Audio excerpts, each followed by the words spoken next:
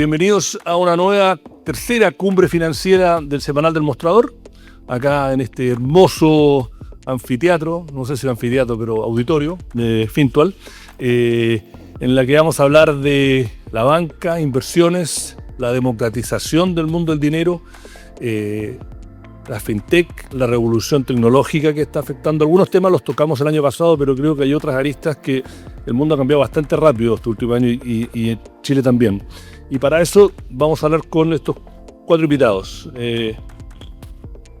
Florencia Barrios, Country Manager de Fintual, Matías Pagui, que es el director senior a cargo de Mercado Pago para todo el Cono Sur, ¿no? Si no me recuerdo. Sí. Para Chile, pensé que incluía también Perú.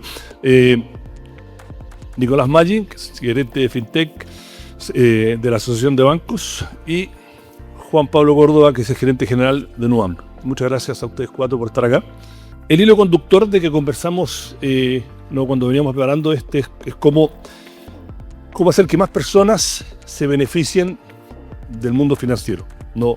Desde ahorro, de inversión, desde los métodos de pago.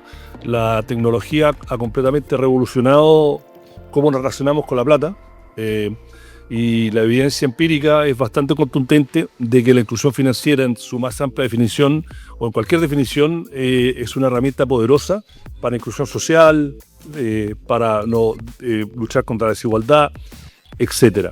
Y dentro de eso, además de eso, el sistema financiero, como lo descubrimos los que no lo entendían claramente con el tema de los retiros en su momento, es también el aceite que hace que la economía funcione y tiene un montón de beneficios que a veces no son tan claros, directos e indirectos. No. Entonces voy a explicar primero que cada uno diga cómo ven ellos, cómo definen democratizar las finanzas, ¿no? ¿Qué significa democratizar y hacer más inclusivas las finanzas en Chile? ¿Por dónde está la mayor brecha? ¿Cuáles son los desafíos? ¿Por dónde hemos avanzado? Si hay temas regulatorios, culturales o tecnológicos o financieros. Y cómo se evita que la inclusión financiera no se convierta solamente en una discusión de la tasa máxima convencional y deuda, ¿no? O cuán fácil es usar un QR para hacer una transferencia. Voy a empezar nuevamente a la izquierda. Florencia, ustedes han sido bastante pioneros en cómo han abordado y cómo han atacado o aprovechado esa oportunidad. Yo creo que lo más importante cuando hablamos de democratizar son dos cosas. Lo primero es efectivamente que más personas tengan acceso.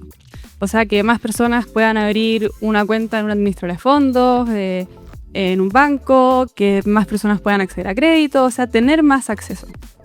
Pero creo que la segunda pata, y más importante incluso, es no solo el acceso, sino a qué tipo de productos pueden acceder en esto de democratizar. Porque es distinto te doy acceso a un fondo mutuo, pero con una comisión del 5% anual, versus te doy acceso a un fondo mutuo, pero con una comisión del 1%, ojalá más baja, y realmente te doy buenos productos financieros al alcance de todas las personas.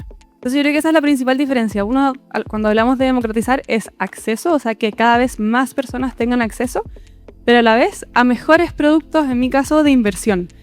Porque no basta con solo ofrecer, sino que hay que hacer la tarea completa de ofrecer buenos productos en beneficio de las personas. O sea, ofrecer productos que sean convenientes, que sean baratos, que tengan buena rentabilidad, que tengan, por ejemplo, también buenos beneficios tributarios.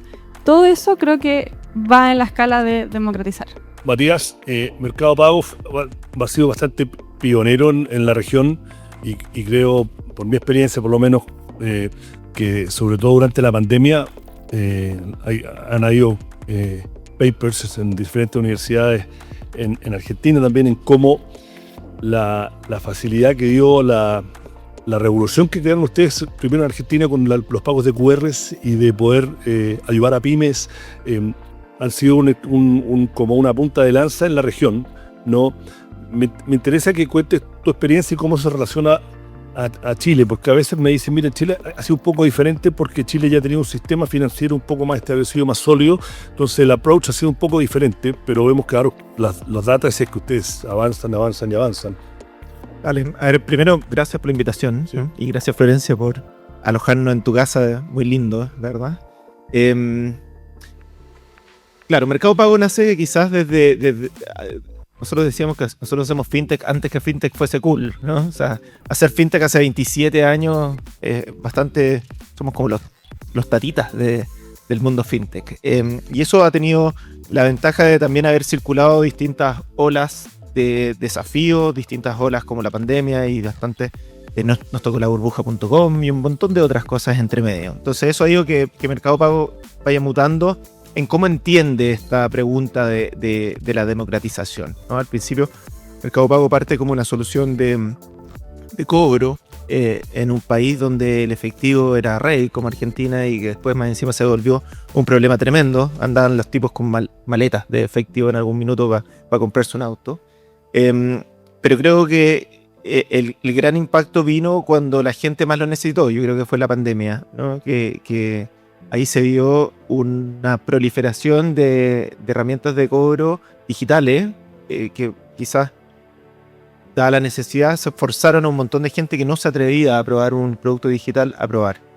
Y Chile, a tu punto, siempre también lo encontramos que era raro, ¿no? Si Chile se habla que tiene una inclusión financiera casi absoluta, ¿no? Una tasa de bancarización, si tú le preguntas a algunos indicadores, del 97%, y cuando todos decían por qué se van a venir a meter a Chile, si es que en Chile ya están todos bancarizados, y cuando tú ves el éxito que hemos tenido de los más de 5.5 millones de usuarios que tienen Mercado Pago hoy día, más de 290.000 comercios que ocupan Mercado Pago para cobrar, había una oportunidad, y esa oportunidad creo que viene en lo segundo que decía Florencia, ¿no? Que no es lo mismo tener acceso a una cuenta Vista, por ejemplo, del Banco Estado, que tener acceso a una cuenta digital que no te cobra comisiones, que es fácil de usar, que está en tu celular, que no te va a exigir hacer filas, digamos, para cuando se te pierde la clave de internet, tener que ir a una sucursal bancaria. Y una serie de factores que creo que hacen que la experiencia te lleve a adoptar el producto para el cual fue diseñado. La mayor parte de la gente que tenía una cuenta root,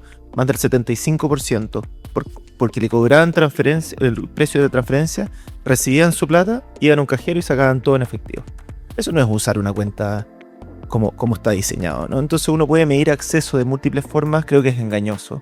Y hay que ir un poquito más allá, hay que mirar la penetración del uso real de esos productos, y eso es lo que nosotros hemos encontrado, que en Chile sigue habiendo mucha oportunidad. Por el lado de adquirencia, obviamente está este monopolio de Transbank que ya no existe prácticamente, y que hoy día vemos los colores que tú quieras en un comercio cuando tú das a pagar. Pero por el lado del usuario también vemos esta quizás adopción masiva de herramientas digitales. Hoy día son un complemento, ¿eh? Yo creo que hoy día están vistas como un complemento a la banca tradicional, pero que se están transformando rápidamente para gran parte de esa población en su cuenta principal. Así que creo que ha sido una evolución.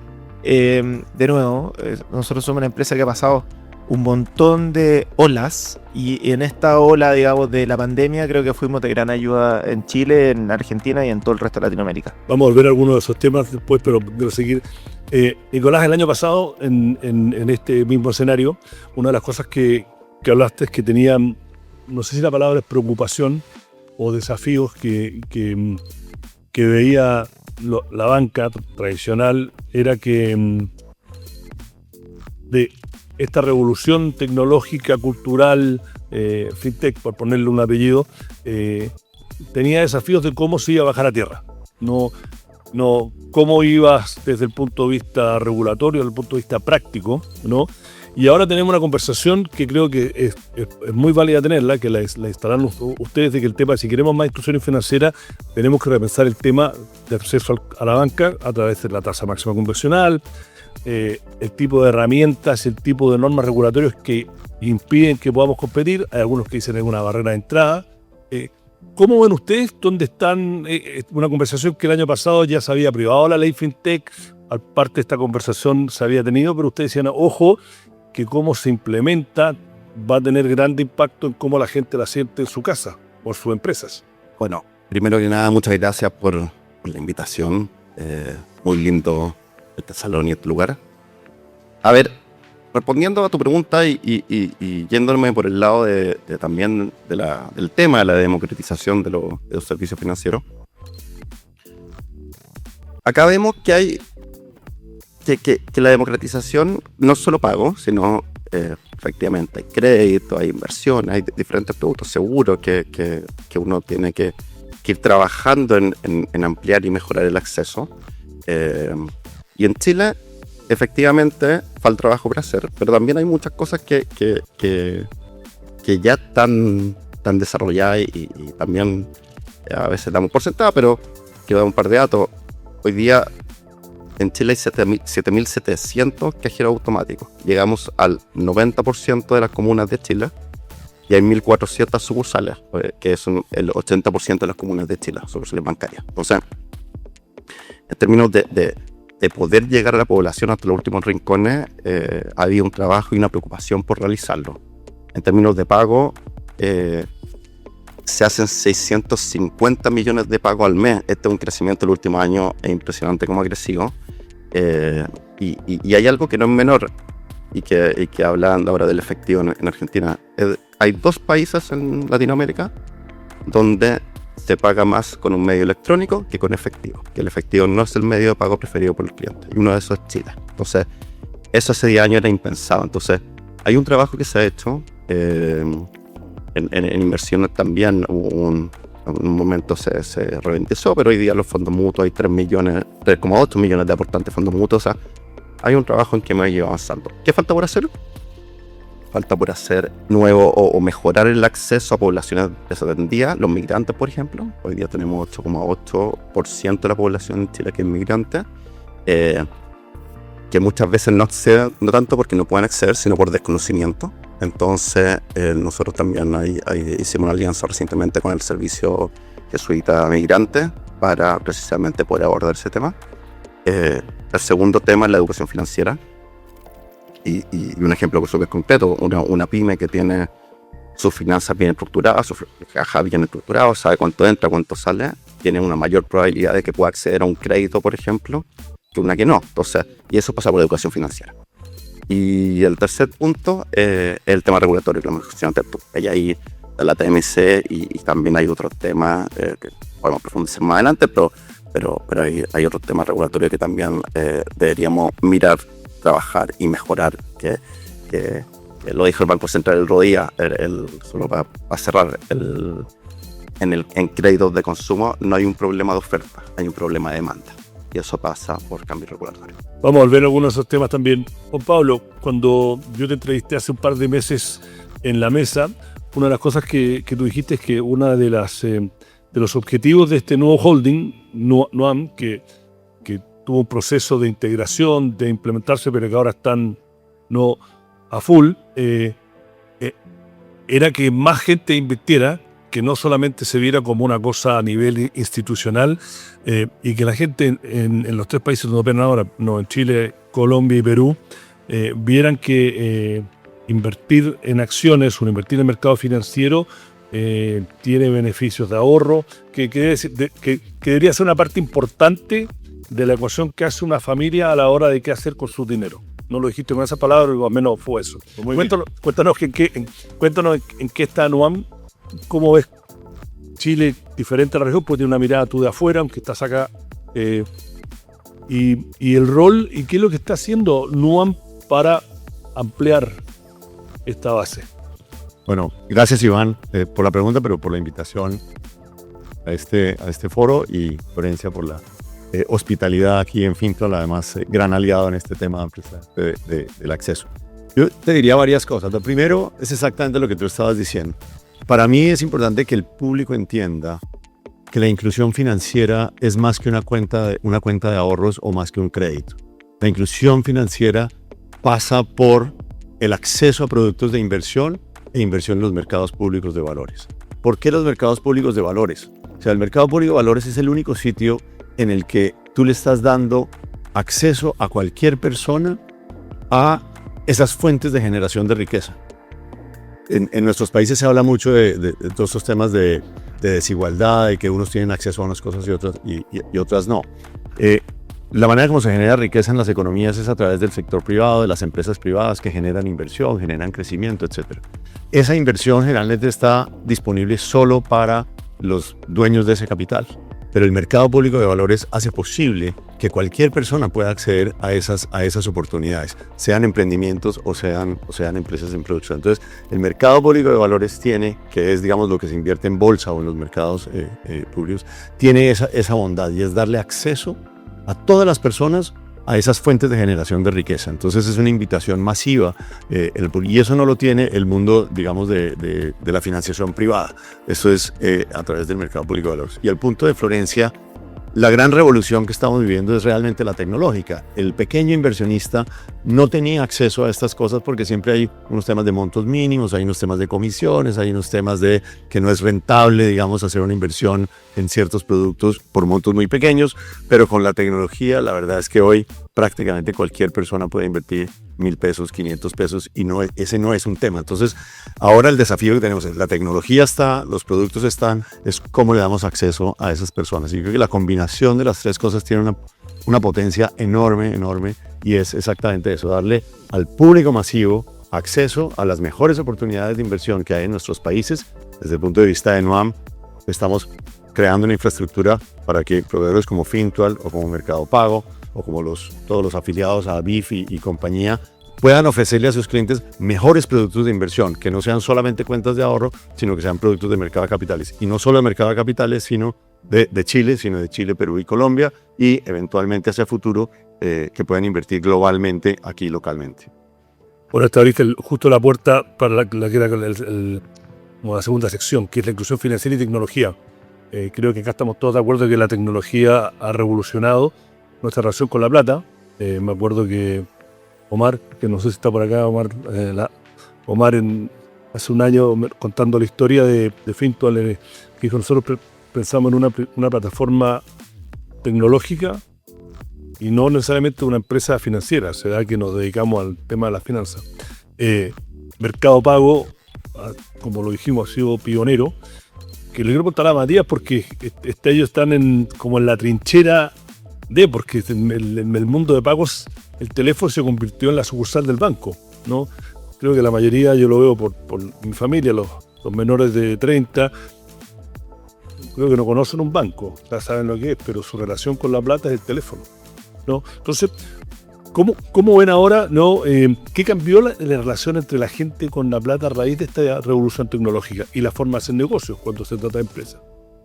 Vale, está súper bueno el punto. Yo creo que primero que la tecnología es el gran habilitador para que pueda existir inclusión, porque el costo de servir se reduce dramáticamente, ¿no? O sea, cuando tú creas un buen producto tecnológico, el costo de ofrecer eso a 1 millón o a 100 millones de personas es marginalmente superior, y eso es lo que hace que estas herramientas se puedan distribuir a poblaciones que generalmente o no tienen acceso a esos productos o no se habían animado, y eso lo vemos en varios frentes. El primero que te diría, que a mí no sé si es sorpresa el mejor término, pero sí quizás me enorgullece, es ver cómo ha crecido un poco esta adopción de las tarjetas de prepago, ¿sí?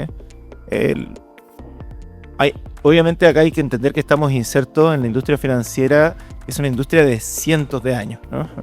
Entonces, para quienes venimos del mundo tech, estos tiempos de repente son un poco frustrantes. Entonces yo veía, por ejemplo, cuando la ley de prepago se aprobó en el 2016, hasta el 2022, la verdad que no había casi nada de penetración de la tarjeta de prepago, y todos hablando de como casi que el fracaso de las tarjetas de prepago. Y yo decía, bueno, hay que derribar las barreras de entrada. Si al final las personas no es que porque esté la tecnología, esté el producto disponible, lo van a usar. La principal barrera de entrada es que los amigos de Transbank decidieron que las tarjetas de prepago no se podían aceptar en todos lados. Entonces cuando iban al líder a pagar, no le aceptaban la tarjeta. Se baja esa barrera y la tarjeta de prepago, creo que no sé, la data tiene que ser abismal, pero hoy día que tienen que haber más de 10 millones de tarjetas de prepago dando vueltas, tiene que haber más de 5 millones en operación.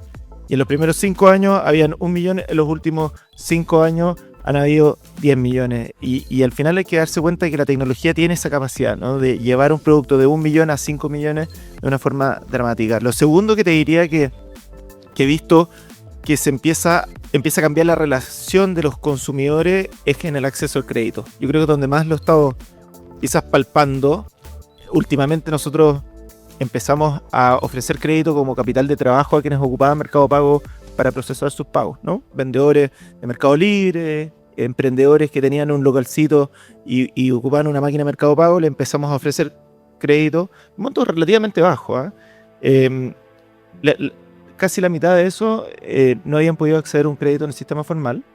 Pero el segundo dato que a mí más me parece donde la tecnología hace su efecto es que el 80% de esas personas que pidieron un crédito están pidiendo un segundo crédito habiendo pagado completamente su crédito inicial. Y eso porque lo encontraron fácil, intuitivo, un proceso sin papeleo. Y ahí es donde la tecnología hace la magia. La tecnología baja el costo de adquisición, sin duda, pero creo que la tecnología genera experiencias que son dramáticamente superiores a lo que están acostumbrados y generan un engagement muchísimo más rápido que un canal tradicional. Entonces, la verdad que yo lo he visto, digamos, que si es que seguimos empujando estas soluciones, y de nuevo, no cuestionándonos tanto si es que es tecnológica o no es tecnológica, sino que cuáles son las barreras de entrada para la adopción masiva de esos productos, y donde creo que la regulación juega un rol fundamental para tratar de equilibrar esas dos cosas, ¿no? Porque hay un equilibrio que tiene el regulador bastante desafiante, ¿no? Pero por un lado tiene que fomentar la innovación, pero por otro lado tiene que proteger a los consumidores, ¿no? Y hay un lindo equilibrio que fomentar. Pero a medida que se bajen esa barra de entrada, yo creo que vamos a ver que Chile tiene una capacidad de ponerse a la par de sus países vecinos, digamos, en ser una potencia fintech. Florencia, usted ha sido, no sé la palabra revolucionario, pero yo se lo he dicho, ustedes tienen, y lo creo que la pregunta porque creo que es crucial en el éxito que han tenido de incluir y facilitar, que es cómo hablan ustedes de finanzas. Te voy a preguntar también por el tema de tecnología, también lo facilitan, pero tienen una forma de relacionarse con sus clientes, tienen su Fintualist, que es una newsletter que es un poco una envidia porque explican temas muy complejos en una forma muy simple y cercana, sin hacerlo tonto, algo que es un desafío para mí cuando yo escribo mi newsletter y los tomo.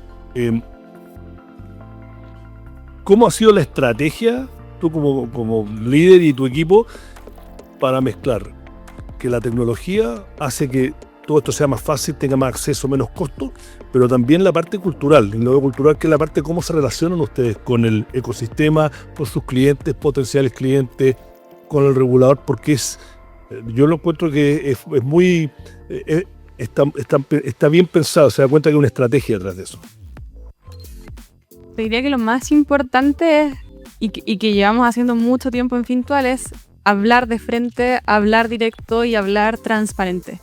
No maquillar cosas que pueden ser complejas y las quiero hacer sonar complejas para yo verme sofisticada, sino ser muy concreto en, por ejemplo, si te estoy hablando de rentabilidad, ¿qué significa una ganancia no realizada? ¿Qué significa una ganancia realizada? Y darte ejemplos, o sea, no decirte, mira, esto mejor no lo entiendas, ve el numerito nomás en la aplicación y ojalá sea positivo, sino que voy al detalle, te doy un ejemplo, te muestro los cálculos para la persona que quiere ir bien al fondo de qué está viendo en la aplicación, por ejemplo, lo entienda.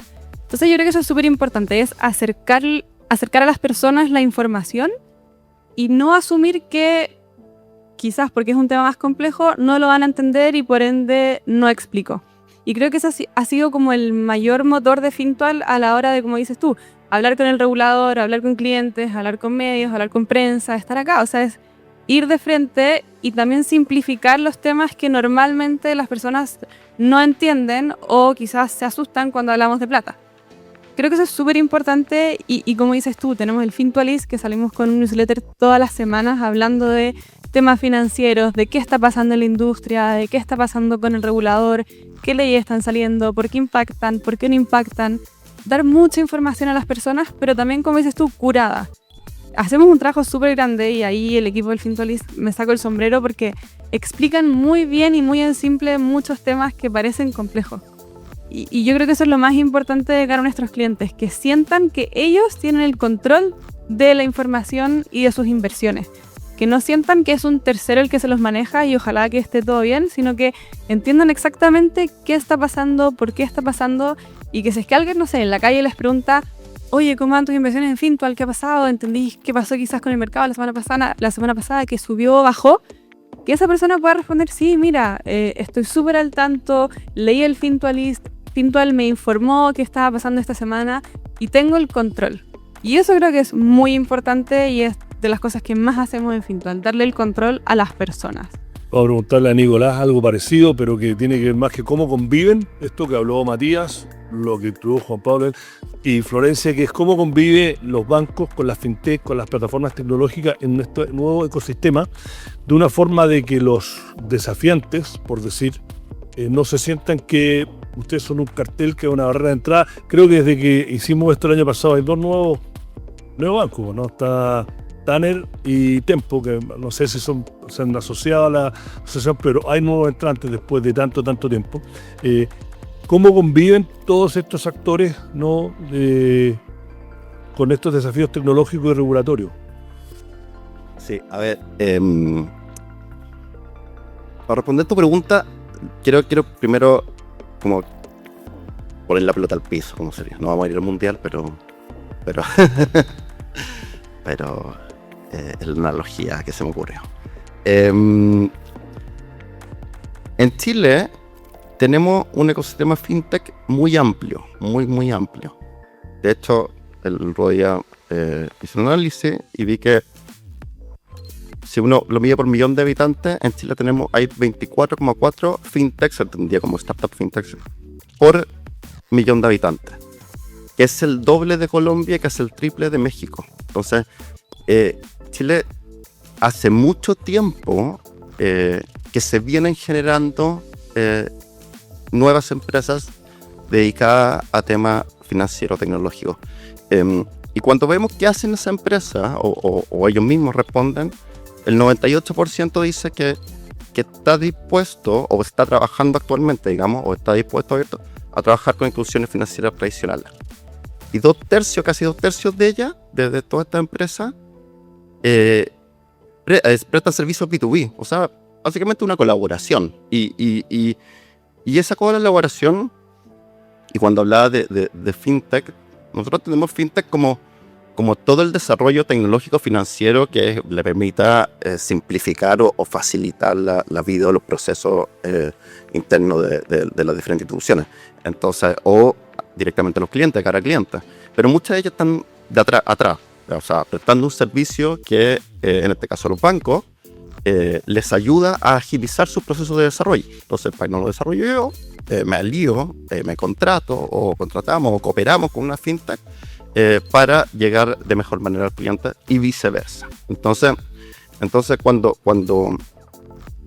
vemos y cuando nosotros vemos esta nueva revolución de la que se habla, vemos que esto no partió con la ley fintech, sino esto viene más atrás y bienvenidos los nuevos actores y bienvenidos, y efectivamente lo que decía Matías, la tarjeta de prepago ha crecido mucho. El dato es de el 2020 eran 200.000, hoy día son 14 millones. O sea, es un montón lo que crecieron. Hoy día un chileno en promedio, hace 5 años atrás, tenía 2 medio pago per cápita, hoy día tiene 2,9, casi 3. Entonces, efectivamente, hay de todos los negocios y de toda la amplitud, y lo único que tenemos que hacer es que esto se siga desarrollando de manera responsable, porque lo que no tenemos que perder es la resiliencia y estabilidad y la confianza, básicamente. El sistema financiero en general se basa en la confianza. Entonces, eso es lo que no tenemos que perder y eso es lo que tenemos que cuidar.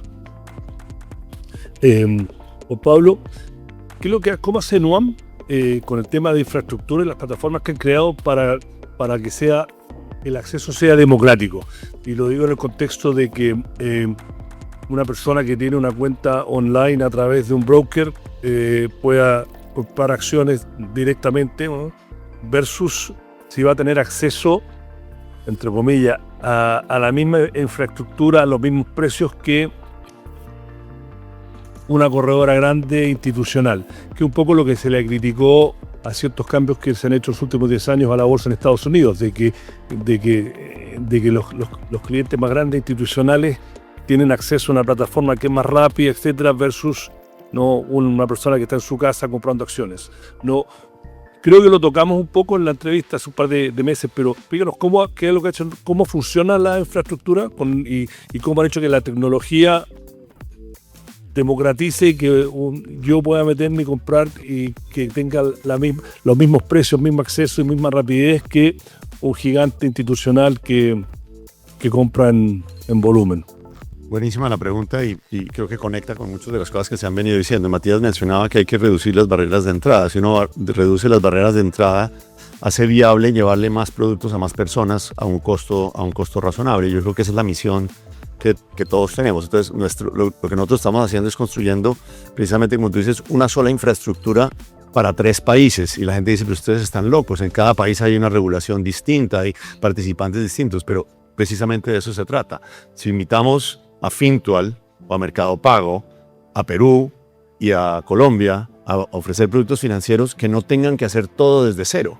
Si tienen la misma infraestructura que tienen en Chile, cuando vayan a Perú o vayan a Colombia, van a poder entrar rápidamente porque ya tienen las conexiones, ya tienen el desarrollo. Entonces lo que estamos haciendo es trabajando para tener una experiencia para todos los participantes idéntica en los 3 países, de tal manera que cualquier nuevo entrante que se quiera conectar, se pueda conectar de manera sencilla. El otro punto importante es por qué yo insisto tanto en el mercado público de valores. Es un concepto muy abstracto, pero que es muy, muy importante. Y es el mercado público de valores hace público el precio de las transacciones, hace el público el precio de lo que está sucediendo en el mercado. Entonces, nadie me puede, o sea, todo el mundo puede verificar si el precio al que me compraron o me vendieron es el real o no, ¿cierto? Porque yo tengo todo el tiempo, en tiempo real, estoy viendo los precios. Entonces, la combinación de darle acceso al pequeño inversionista al mercado público de valores es abrir un universo de oportunidades enorme, que de otra manera no podría estar participando en esa generación de riqueza que mencionaba antes.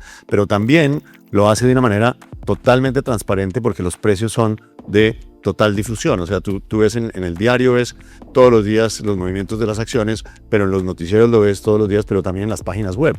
En las páginas web tú tienes acceso a esos precios. Entonces, lo que nosotros queremos es que todas estas fintech que hoy están disponibles ahí, conectándose con las personas, ofreciendo diferentes tipos de servicios, se puedan conectar de manera fácil al mercado público de valores, donde hay acciones locales de Chile, Perú, Colombia, donde hay acciones globales de Estados Unidos, de Europa, donde hay ETFs, que son fondos de inversión, digamos, colectivos de bajas comisiones, y donde hay bonos de diferentes compañías, y que esos productos estén disponibles para el inversionista que pueda acceder a través de estas plataformas. Y la información es totalmente pública. Entonces, esa es la cruzada en la que estamos. Obviamente, construir esta infraestructura en 3 países con 3 reguladores es difícil, toma tiempo, pero es lo que estamos haciendo y vamos bastante bien en ese avance. Ya tenemos la misma plataforma operando en Colombia y en Perú. El mes entrante deberíamos estar en Chile, de tal manera que toda esa experiencia usuario que la tecnología nos habilita, la experiencia del usuario va a ser la misma en los 3 países con las mismas reglas de funcionamiento. Entonces, si tú tienes confianza y credibilidad en cómo funciona el mercado en Chile, te estoy diciendo, las reglas de operación del mercado en Perú y las reglas de operación del mercado de Colombia son las mismas, con lo cual tu nivel de confianza debería ser el mismo. Tengo menos temor de participar y acceder a esos productos de inversión. Perfecto. Matías, vamos a pasar un poco a hablar de lo que mencionó Juan Pablo, la experiencia del usuario. Ustedes tienen mucha data, no porque están, como dije yo, están en la trinchera de cómo las pymes y gente usa su plata. Desde el punto de vista sociológico, ¿no? ¿Cómo han visto ustedes que ha evolucionado la relación de pequeñas empresas y gente con el dinero a raíz de esta revolución tecnológica? Tocaste un poco de cómo algunas empresas ustedes le ofrecen y pueden financiarse, que no han tenido crédito, pero si tienen información, que si la pueden compartir, comparativa de que la gente y la empresa se comporta de manera diferente en diferentes mercados. Vale, a ver. Qué difícil sociológicamente para un ingeniero abordar... Pero promete vendetta, dice, no, vemos que la gente ahora la usa 3 veces por día en vez de una vez a la semana. No, si te entiendo la pregunta. Y está bien. A ver, lo que hemos visto son datos bien alentadores. Lo primero es que vámonos a las pymes, ¿no? Yo creo que las pymes tienen como... Estamos en un momento medio político donde muy importante poner mucho foco en el crecimiento de estas pymes, ¿no? Y la verdad que los datos que estamos viendo son bastante reveladores. Lo primero, a ver, cuando empiezan a adoptar un medio de pago digital, ¿ya? La primera como data que nosotros podemos percibir es cuánto pueden llegar a aumentar sus ventas, ¿sí? Y lo que vemos es que hoy día un comercio pequeño o mediano que adopta un medio de pago digital puede aumentar hasta un 40% la venta. Eso es más o menos lo que declaran ellos. Pero creo que Nicolás lo dijo antes, que es muy bueno ese dato, que es cuando empiezan a entender cómo manejar mejor su negocio con estas herramientas digitales, ahí las ventas aumentan hasta un 75%, ¿sí? O sea, cuando incorporan un medio de pago digital más quizás una especie de sistema de control de inventario, algún sistema de reportería de conciliaciones, alguna plataforma donde puedan ver cómo sus ventas van evolucionando, o sea, le ponen tecnología al control de su negocio, las ventas aumentan hasta un 75%, ¿sí? Entonces ese es el primer dato. El segundo dato que me parece bien interesante es la relación. Lo estamos viendo en la cantidad de veces que antes estos comercios agarraban la plata y la sacaban, ¿sí? Y eso es una de las cosas que yo te decía un poco con un fenómeno banco-estado, ¿no? Agarraban, iban al cajero y sacaban la plata. Hoy día lo que estamos viendo es que, sobre todo las personas naturales, están dejando muchísimo más la plata en las cuentas, porque existen dos cosas que son muy buenas. Lo primero es que bajaron los costos, ya no existen. Bueno, gracias a la competencia, yo creo que el Banco Estado también reaccionó y eliminó ahora hace poco los costos por transferencia. El resto de la industria era un DAO, ¿no? Un usuario era gratis transferir. Entonces los costos son más bajos. Pero lo segundo es que existen estas opciones donde la rentabilidad empieza a generarse en una cuenta que es líquida. Y las personas están entendiendo eso como un beneficio de valor enorme que no lo veían antes. Nosotros tenemos 2.8 millones de personas invirtiendo más de $1 billón en la opción de hacer crecer tu dinero que tenemos con el Banco ICE. Que de nuevo yo estoy muy de acuerdo en la colaboración y cooperación entre la banca tradicional y las empresas tecnológicas. Esto lo hicimos con el Banco ICE y con otras fintechs. Y la verdad que ha sido un producto que yo creo que, no sé, yo en algún minuto dije que probablemente sea el producto de más rápido crecimiento en la historia de los productos de servicios financieros. Tener $1 billón en Assets Under Management en 2 años es una locura, ¿no? En un solo fondo. Así que lo que estamos viendo es un cambio en la tendencia. Personas que antes recibían su plata, iban al cajero y la sacaban. Ahora personas que reciben su plata saben que esa plata está generando algo, poquito, de ganancias, ¿no? Para no decir intereses, porque no se puede, pero ganancias, y al mismo tiempo saben que pueden tener acceso a un medio de pago digital que va a ser gratis, que no le va a cobrar comisiones ocultas y que no va a tener quizás un costo en el largo plazo. Así que estamos viendo una evolución, yo creo que súper positiva. Florencia, usted es 9 años ya, 9 años, ¿no? 8 desde que partimos la distribución de nuestros fondos, un poquito antes de que partió. Y usted ha tenido una cartera de clientes que están más viejos, o más viejas, o mayores, o más maduros, o más responsables, y tenían estos 5 fondos con nombres cool, fueron los primeros que le metieron mucha tecnología a la hora de cómo han llevado de la mano a estos clientes, y cuando capturan nuevos clientes a medida que sus necesidades cambian, el tema de la importancia de inversión, APB, ustedes han salido en varios medios, están evaluando eventualmente la posibilidad de entrar a competir en el negocio de las pensiones.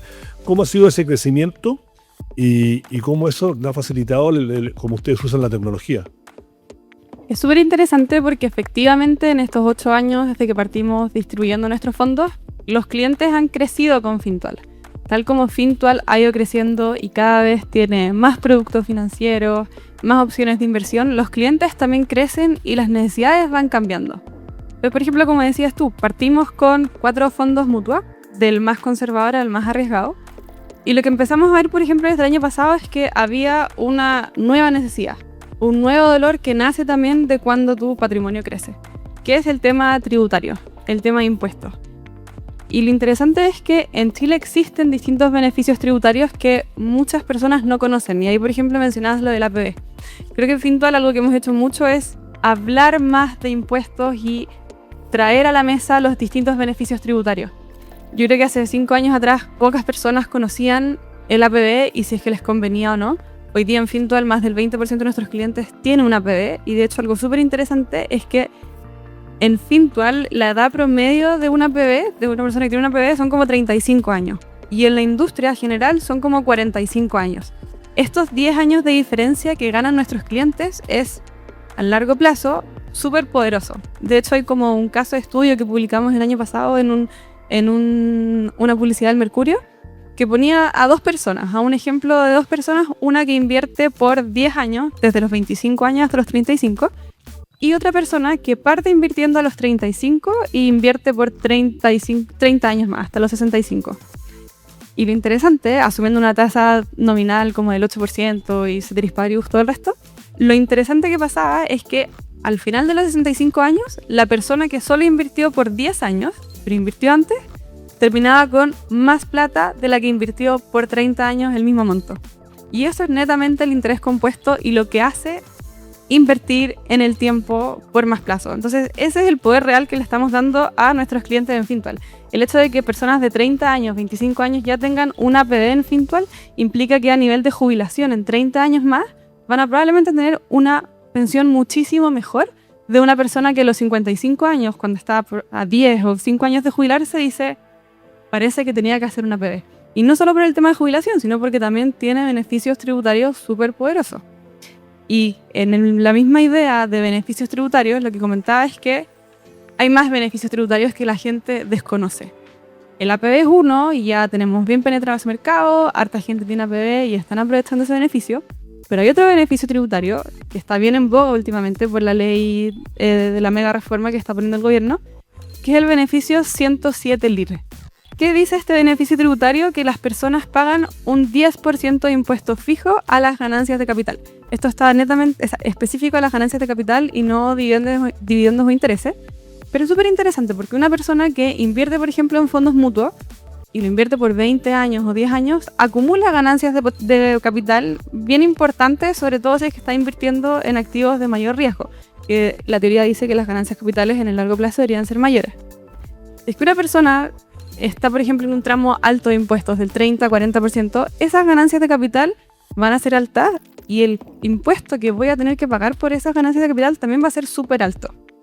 ¿Y qué pasa? En Chile existe un beneficio tributario que dice, si es que inviertes en cierto tipo de activos, esa ganancia de capital puede ser 10% en vez de 40%, e incluso ahora podría llegar a ser 0%. Y lo que pasa es que invertir en ese tipo de instrumentos tiene hartas reglas de que los activos tienen que tener presencia bursátil, tienen que ser líquidos, entonces hay cosas que son más complejas que un inversionista promedio quizás le cuesta acceder a eso. Y que hicimos en Fintual, lanzamos hace un par de semanas nuevos fondos mutuos que ahora se acogen a ese beneficio tributario. Entonces es nuevamente acercar a las personas las inversiones eficientes, ofrecer buenos productos. Con esto mismo que hablaba de la democratización, es súper importante darle a las personas buenos productos financieros y ahora no solo en términos de costo y rentabilidad, sino que también en eficiencia tributaria. Eso por el lado de impuestos. Y la última pregunta, y con esto ya sí termino, perdón. Cuando hablas de AFP, efectivamente Fintual viene hace harto tiempo investigando si es que hacer o no una AFP, nos hemos juntado con el regulador, hemos tenido hartas reuniones y todavía estamos en un proceso de definición y decisión de si es que vale o no la pena. Pero ahí, volviendo al tema de democratización, la mirada de Fintual y donde creemos que podríamos hacer un aporte es, Fintual va a ser una AFP si es que somos un real beneficio a los aportantes. Y acá hay un ejemplo que es súper interesante, que de hecho aplica también en Fintual.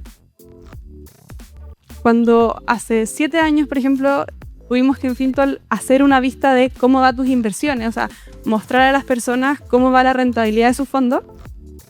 Yo me acuerdo patente de haberme metido a mi AFP a ver cómo iba mi AFP. ¿Y qué vi cuando entré a la AFP? Un gráfico que solo subía. Y la AFP tiene una particularidad bien especial, que es un negocio en el que tú como aportante estás obligado a aportar todos los meses, no puedes retirar, entonces efectivamente es un gráfico que solo sube.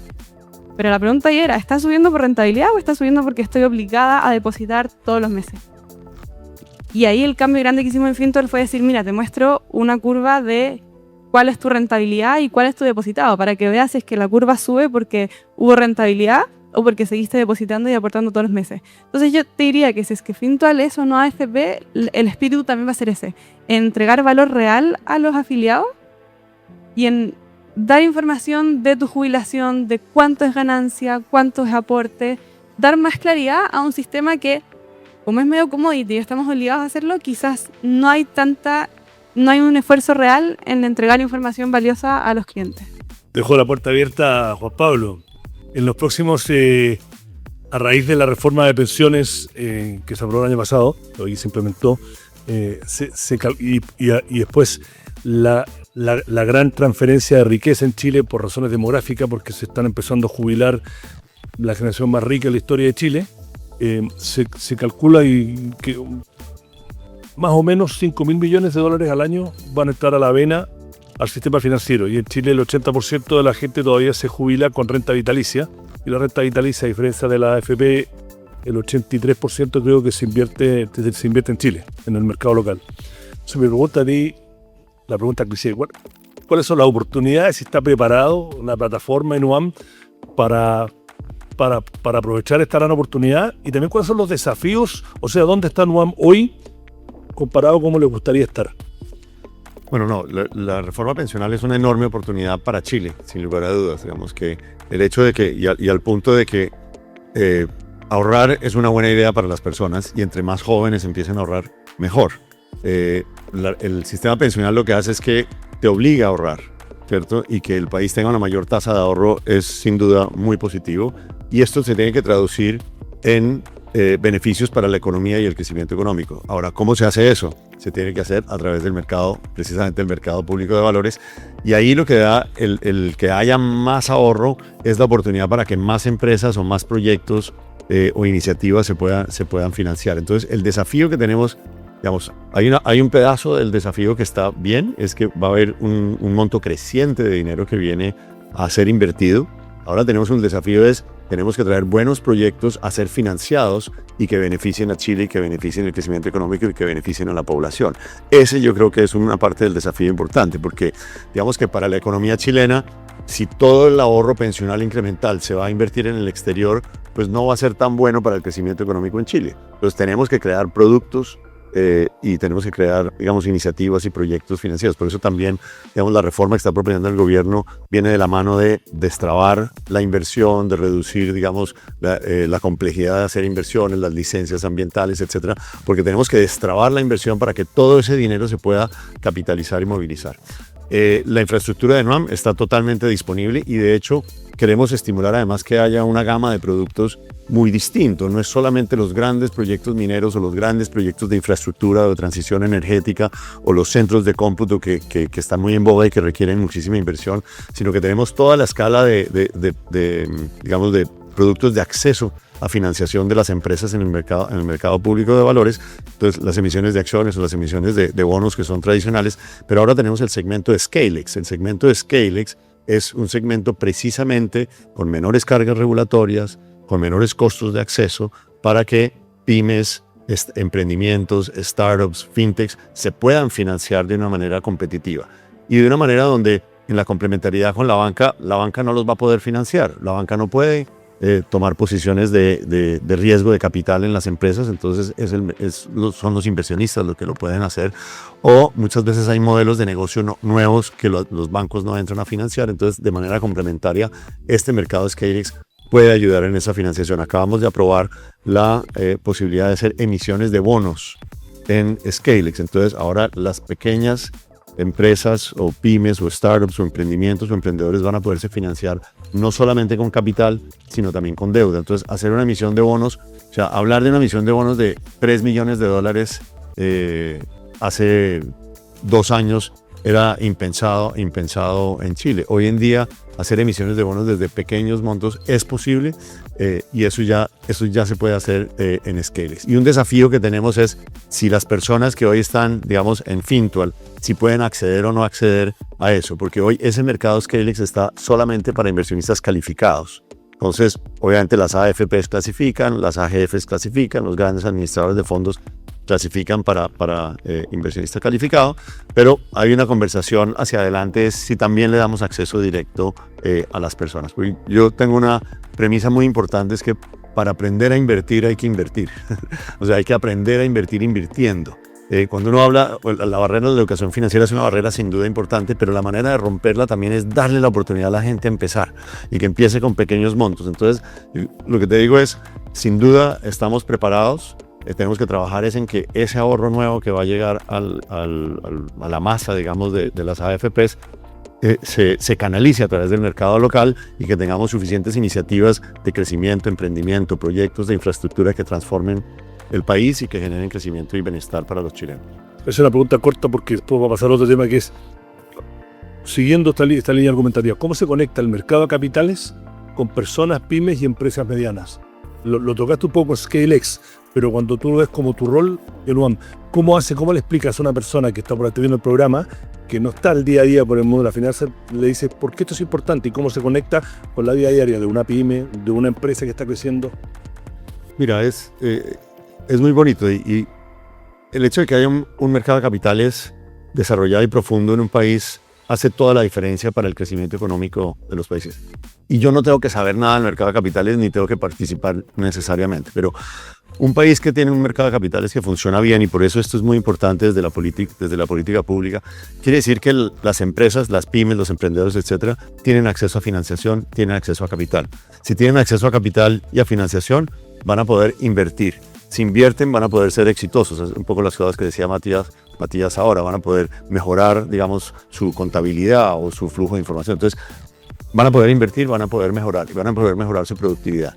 Si hay más empresas en eso, van a poder generar más empleo. Y si generan más empleo, va a haber mejores salarios en el país. Y si hay mejores salarios en el país, se mejora la distribución del ingreso. Entonces, hay toda una cadena, digamos, que se desata de que haya recursos disponibles para la inversión, como es el caso de la reforma pensional y el ahorro, o lo que está haciendo Finto al traer nuevos inversionistas al mercado, pero también que esto se materialice en nuevas fuentes de financiación para las empresas, genera un bienestar enorme para todos los ciudadanos. Sea que tú inviertas en el mercado de capitales o no. Ahora, la invitación es que todos invertamos en el mercado de capitales porque a todos nos conviene hacerlo y hacerlo desde una edad más temprana. A ti te queda poco tiempo, así que voy a apurarme. Nicolás, todo lo que te hemos escuchado. Chile tiene lo que ha pasado en los últimos años, tiene la regulación financiera adecuada, preparada para este nuevo ecosistema. Se ha hecho todo el trabajo, se han limado las asperezas o tenemos todavía desafíos. Y una pregunta que es parte B, que siempre es como una crítica que le hacen a la industria, que no sé cuán válida es porque no soy tan experto, es que el tema de los estándares, ¿cuál deberían ser los estándares similares o debería la regulación tener estándar diferente de acuerdo a la agilidad, al tipo de empresa que es, ¿no? ¿Cómo lo ves tú? ¿Cómo lo ve la industria? Sí, a ver, acá no tenemos que perder de vista algo, que cualquier industria financiera, cualquier institución financiera, lo que maneja son los fondos de las personas, son su ahorro, su plata, su dinero. Y además ahora, con la nueva tecnología, también, o también lo recuerda, la información financiera. Y la información financiera de las personas es información sensible, o sea, es información que es importante que esté recordada y bien recordada. Entonces, cualquier regulación que se dedique o que busque que una institución haga tratamiento de fondo o información financiera de los clientes, tiene que tener, nosotros vemos como 3 ejes. El primero, seguridad. Y seguridad es clave por lo que sabemos. O sea, y no solamente seguridad en la transacción, sino que también seguridad en todo el proceso. O sea, cuando tú tienes mercados que empiezan a ser interoperables y tienen muchos actores en la cadena, no te puede pasar que un eslabón de esa cadena sea más débil. Porque ¿qué pasa si un eslabón lo frauden por ahí? Entonces ahí esto lo hemos visto en Brasil, lo hemos visto en otros países. Y hay un estudio, de hecho, de la FED de Estados Unidos que analizó las 100 instituciones más grandes, financieras más grandes de Estados Unidos y descubrió que el 55% de los proveedores tecnológicos de esas instituciones tienen vulnerabilidades de seguridad mayores que la institución a la cual prestan los servicios. Entonces, hay un riesgo ahí. Entonces, por eso el tema de cuando hablamos de que tiene que ver, no puede haber asimetría regulatoria, es que al final, si el riesgo con el cual se está operando, por el cual una empresa o una institución va a operar, va a resguardar esa información o resguardar esos fondos, tiene que ser equivalente. Los eslabones en la cadena tienen que ser todos igual de firmes, no puede haber uno más débil. Eso es lo primero, seguridad. Segundo punto, tiene que funcionar. ¿Cómo que funcionar? Sí, tiene que funcionar. O sea, nosotros, y el ejemplo de finanzas abiertas, nosotros cuando vemos ejemplos internacionales que algunos de esos modelos Chile está siguiendo, vemos que las tasas de error de los primeros años sobre el 30%. O sea, y incluso verás... Las tasas de la implementación. No, del funcionamiento. Yo como 1 de cada 3 clientes que quiere utilizar el sistema, le falla. En Brasil hasta el 2024 para personas jurídicas había meses con tasas de error sobre el 40%. Entonces uno dice, chuta, esto es importante. Y eso pasa por planificación, por ver cómo se hace. Esto es un proyecto tecnológico al final. Entonces, cualquier proyecto tecnológico, y bueno, todos los que estamos acá hacemos desarrollo tecnológico, un proyecto tecnológico se hace iterativo, incremental, uno va poniendo en producción pequeñas partes, va probándolo, va pasando a la siguiente, va pasando a la siguiente, y eso es una planificación que así se tienen que construir estos sistemas. Y el tercer punto, que digamos con los otros dos que son habilitantes, es que aporte valor real a las personas.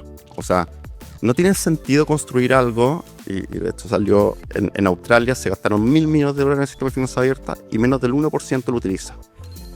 En Reino Unido llevan 10 años y menos de las personas naturales, menos del 9% de las personas comparte sus datos de finanzas abiertas. En Brasil pasó un caso interesante porque partió una curva plana y el 2024 decidieron focalizar y decir, bueno, enfoquémonos en lo más masivo, y se enfocaron en un tema en particular, el flujo de datos de personas naturales. La adopción saltó del 17 al 35% en un año. Entonces, claro, al final nosotros vemos que eso es lo importante, es el resguardo. De nuevo, la confianza tiene que estar en todo el proceso de la cadena, porque si no al final ponemos en riesgo la reputación completa del sistema financiero. Matías, la misma tipo de pregunta, pero desde el otro punto de vista. Ustedes, los principales desafíos para que Mercado Pago siga explotando son regulatorios, son del ecosistema, son de la economía en sí misma, son culturales, porque en Chile ya no queremos usar más el QR, estoy exagerando. ¿Cuáles son las oportunidades que ven y los grandes desafíos? A ver, Mercado Pago tiene una trayectoria que por suerte ha sido fabulosa en Chile, y no veo que vaya a parar, ¿no? Entonces, la verdad que me cuesta pensar en que va a existir un factor que impida que la tecnología siga sirviendo a millones de personas que van a estar encontrando los productos de Mercado Pago, ojalá una mejor propuesta de la que tienen hoy. Creo que al final los datos, digamos, han demostrado que un poco lo que veníamos hablando antes, ¿no? Que Chile, este sistema, digamos, o este indicador de bancarización era un poco engañoso, que llevaba a creer que no había nada que hacer, que estaban bien servidos esos clientes, y yo creo que empresas como Mercado Pago y otras han demostrado que todavía hay una enorme oportunidad de seguir impactando la vida de millones de pymes y de millones de personas. Dicho eso, creo que obviamente, quizás por mi sombrero anterior de haber estado presidiendo FinTech Chile por tantos años, habiendo fundado y tratando de armar una industria que genere esta competencia real, sí me encantaría que Chile estuviese a la altura del resto de la región en cuanto a innovación, en cuanto a desarrollo. Nicolás dio unas cifras que son súper alentadoras en cuanto a la cantidad de empresas fintech que se están creando. Yo creo que hay varios que van a encontrar. A mí me encantaría ver más unicornios que vengan desde fintech en Chile, no desde que las fintechs chilenas se vayan a tener que ir a México para conseguir capital. Entonces creo que existen eso. La regulación sin duda es una. No quiero dejar de mencionar el tema del sistema de finanzas abiertas, que me parece un habilitador enorme no para que la empresa fintech le vaya bien. Esto no se trata de que cómo hacemos que Mercado Pago le vaya bien. Se trata de que cómo hacemos que las personas en Chile puedan acceder a mejores productos financieros. Yo creo que La mayor parte de las cosas que dijo Nicolás son muy ciertas. Se necesita una seguridad. Bueno, me gustó el dato de que la mitad de los proveedores en Estados Unidos eran peores que los bancos. Eso significa que la otra mitad, que son los bancos, eran peores que sus proveedores. Entonces son iguales, ¿no? Los bancos son igual de malos que sus proveedores porque mi timota se reparte la torta, ¿no? Entonces esa es la teoría de los promedios, funciona así, maravilloso. Entonces, pero yo creo que eso no se trata de quién es mejor o quién es peor, sino que se trata de qué tenemos que hacer para que esto avance. Y para poder, creo que, cumplir un objetivo final, que es entregarle a las personas sus datos. Los datos son de ellos. Yo cuando me tocó comprarme mi primera casa, mi única casa en verdad, como si tuviese múltiples casas, pero bueno, mi casa, nada, pues, como buen chileno fui y coticé, ¿no? Y cada vez que llegaba y tocaba la puerta de un banco me hacían llenar un estado de situación. Iba al banco al lado y me hacían llenar los mismos 5 papeles que le contesté al banco A y después el banco C. Entonces, al final se trata de que no existe el formulario, o se trata de que cada banco elige poner su propio formulario. Cuando salió la ley de portabilidad financiera en Chile, me invitaron al Congreso y dije, uy, buenísima noticia que tengamos una ley de portabilidad financiera. Fracaso absoluto, ¿no? Porque da lo mismo si que tú haces una ley, pero después pones la fricción en la barrera de entrada. Es lo mismo que te hablaba antes de la tarjeta de prepago. El caso de Reino Unido es muy bueno. Reino Unido es por lejos el referente mayor en fintech que existe en el mundo. ¿Por qué pseudo fracasa la adopción del sistema financiero abierta? Porque le pusieron 12 pasos de información para que las personas pudiesen acceder a compartir sus datos. Cuando tú generas una regulación con una experiencia pésima, no va a haber adopción. Las personas necesitan experiencias buenas y una regulación que acompañe a proteger sus datos. Te voy a hacer la pregunta después, pero le voy a hacer la misma pregunta a Florencia. ¿Cómo un poco tocaste el tema con el tema de evaluar, entrar al negocio de pensiones, pero ¿dónde está Fintual ahora? ¿Cuáles son donde ven ustedes mucha oportunidad? ¿Y dónde están los desafíos? Si son desafíos internos de la empresa o son desafíos regulatorios que a usted le parece que le impiden crecer más, etcétera. Fintual está en un muy buen momento, estamos creciendo harto, tenemos más de 220.000 clientes entre Chile y México, administramos más de 2.000 millones de dólares, así que también seguimos creciendo harto. Y te diría que el mayor desafío y lo que vemos nosotros sigue siendo un tema de confianza por una institución que es no bancaria. Y es difícil igual, porque si es que uno mira, por ejemplo, los datos de la CMF, el año pasado sacó un comparador de fondos y de rentabilidad.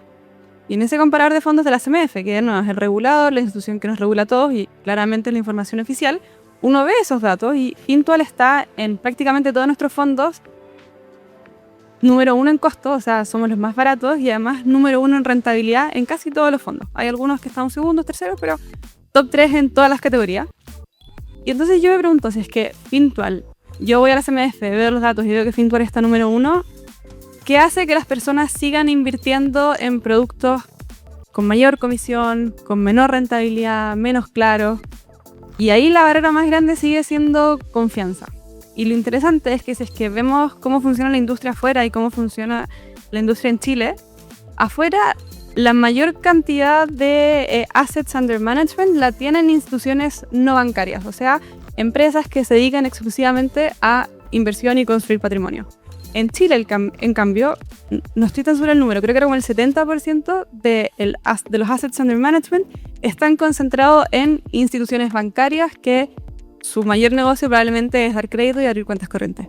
Entonces ahí está la diferencia. Hoy estamos confiando nuestra plata en instituciones que quizás su giro principal no es dar buenos servicios de inversión y construir patrimonio. Y los datos demuestran que Fintual ya es muy competitivo, tenemos comisiones muy buenas, productos muy buenos. Y el gran desafío es seguir penetrando en la confianza de las personas. De que realmente los productos, de nuevo, son buenos, son competitivos y hace sentido que tu plata esté en estas instituciones. Le quiero dar muchas gracias a los que se quedaron, nos pasamos un poquito de tiempo, espero que haya servido y les haya sido entretenida, informativa. A todos los que vinieron acá, a agradecerle a Juan Pablo Córdoba de Nuam, Nicolás Maggi de la Asociación de Bancos. Matías, muchas gracias por estar acá, de Mercado Pago, y Florencia, la dueña de casa, Country Manager Fintual. Así que muchas gracias por este panel, espero que sirva, y gracias a los que participaron y vinieron. Será hasta la próxima.